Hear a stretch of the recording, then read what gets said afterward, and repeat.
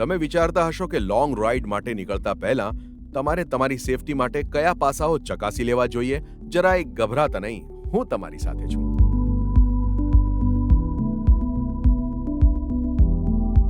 હાય, મારું નામ કેરોન છે અને આજે હું તમને કહીશ કે મોટરસાયકલ રાઇડ કરતા પહેલા કઈ કઈ વસ્તુ તમારે ચેક કરવી જોઈએ.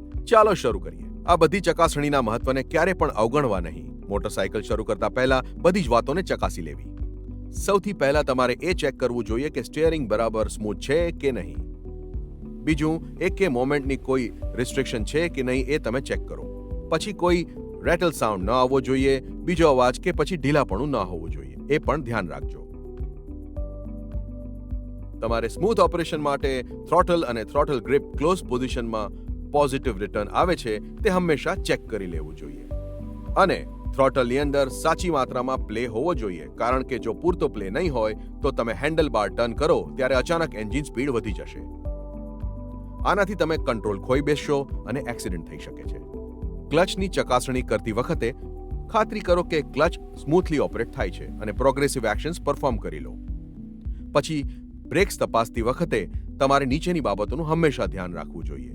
યોગ્ય પેડલ અને લીવર ઓપરેશન, રેઝર્વોયરમાં બ્રેક ફ્લુઇડ લેવલ લોઅર લાઇનની ઉપર હોવું જોઈએ, યોગ્ય પેડલ અને લીવર પ્લે, સ્પોન્જીનેસ ન હોવી જોઈએ, બ્રેકિંગ સિસ્ટમમાં લીકેજ ન હોવું જોઈએ, બ્રેક પેડ્સ લિમિટ લાઇનની નીચે ઘસાયેલા ન હોવા જોઈએ.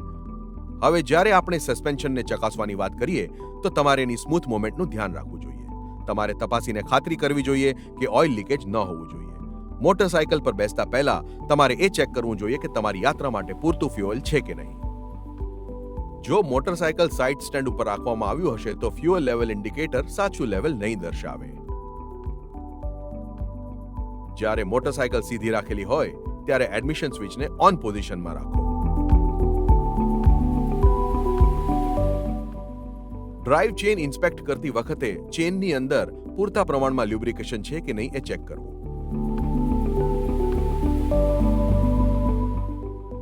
બીજું એ કે ડ્રાઇવ ચેનમાં યોગ્ય ટેન્શન અથવા સ્લેકનેસ છે કે નહીં એ પણ તમારે ચેક કરવું.